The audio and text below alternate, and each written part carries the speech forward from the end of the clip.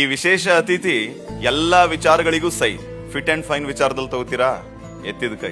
ಸಹಾಯದ ವಿಚಾರದಲ್ಲಿ ತಗೋತೀರಾ? ಎತ್ತಿದ ಕೈ. ಏನ್ ಹೇಳ್ಬೇಕು ಇವ್ರ ಬಗ್ಗೆ? ನೋಡಿ, ನಮ್ಮನ್ನ ಆಳುವಂತಹ ನಾಯಕರಿಗೆ ಮಾತೃ ಹೃದಯ ಇರಬೇಕು ಅಂತ ಹೇಳ್ತಾರೆ. ತಾಯಿ ಹೃದಯ ಇದ್ದವರಿಗೆ ಬೇರೆಯವ್ರ ಕಷ್ಟಗಳ ಅರ್ಥ ಆಗತ್ತೆ. ಅಂತಹ ನಾಯಕ ನಮಗ್ ಸಿಕ್ಬಿಟ್ರೆ ಇನ್ನೇನ್ ಬೇಕು? ನಾವು ಗಮನಿಸಿದೀವಿ ಈ ನಾಯಕರು ಹೇಗೆ ಅಂತಂದ್ರೆ, ಯಾರಾದ್ರೂ ಮನೆಗೆ ಸಮಸ್ಯೆಗಳನ್ನ ಕೇಳೋದಕ್ಕೆ ಅಂತ ಹೋದ ಸಂದರ್ಭದಲ್ಲಿ ಅವ್ರು ಕಣ್ಣೀರ್ ಹಾಕಿದ್ರೆ ಪಾಪ ಇವರು ಕೂತ್ಕೊಂಡು ಕಣ್ಣೀರ್ ಹಾಕ್ತಾರೆ. ಇದ್ರ ಅರ್ಥ ಏನು ಅಂತಂದ್ರೆ, ಬಹಳ ಅರ್ಥ ಮಾಡ್ಕೊಂಡಿದ್ದಾರೆ ಅವರ ಕಷ್ಟಗಳನ್ನ ಅಂತ. ಆ ನಾಯಕ ಬೇರೆ ಯಾರು ಅಲ್ಲ, ನಿಮ್ಮೆಲ್ಲರ ನೆಚ್ಚಿನ ನಾಯಕ ಸಚಿವ ಸಂತೋಷ್ ಲಾಡ್ ಅವರು. ಇನ್ನ ಇವರ ಫೌಂಡೇಶನ್ ಬಗ್ಗೆ ಹೇಳೋದೇ ಬೇಡ. ಸಂತೋಷ್ ಲಾಡ್ ಫೌಂಡೇಶನ್ ನಾವು ಗಮನಿಸಿದ್ದೀವಿ. ಸಂತೋಷ್ ಲಾಡ್ ಫೌಂಡೇಶನ್ ನಲ್ಲಿ ಇರುವಂತಹ ಸಿಬ್ಬಂದಿವರೆಗೆ ತುಂಬಾ ಅದ್ಭುತವಾದಂತಹ ಕೆಲಸವನ್ನ ಮಾಡ್ತಾರೆ. ಯಾರು ಕಷ್ಟ ಅಂತ ಸಂತೋಷ್ ಲಾಡ್ ಅವ್ರನ್ನ ಭೇಟಿಯಾಗಿ ಹೋಗಿರ್ತಾರೋ ಮಾರನೇ ದಿನ ಅಲ್ಲಿ ಸಂತೋಷ್ ಲಾಡ್ ಫೌಂಡೇಶನ್ ಸಹೋದ್ಯೋಗಿಗಳು ಇರ್ತಾರೆ. ಇವ್ರು ಚೆಕ್ ಕೊಟ್ಟು ಕಳಿಸಿರ್ತಾರೆ. ಅವ್ರಿಗೆ ಏನ್ ಅನುಕೂಲ ಬೇಕೋ ಅದನ್ನ ಮಾಡ್ತಾರೆ.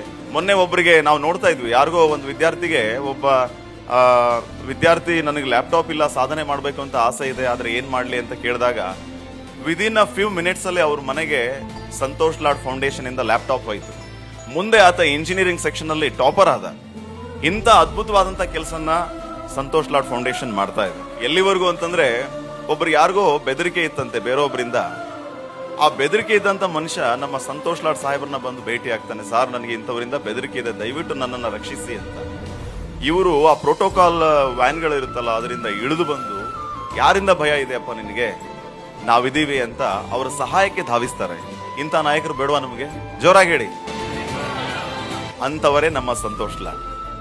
ಸಂತೋಷ್ ಲಾಡ್ ಹೆಸರಲ್ಲೇ ಸಂತೋಷ ಇದೆ, ಸುತ್ತಲೂ ಸಂತೋಷವನ್ನೇ ಬಯಸುವಂತ ನಾಯಕರು.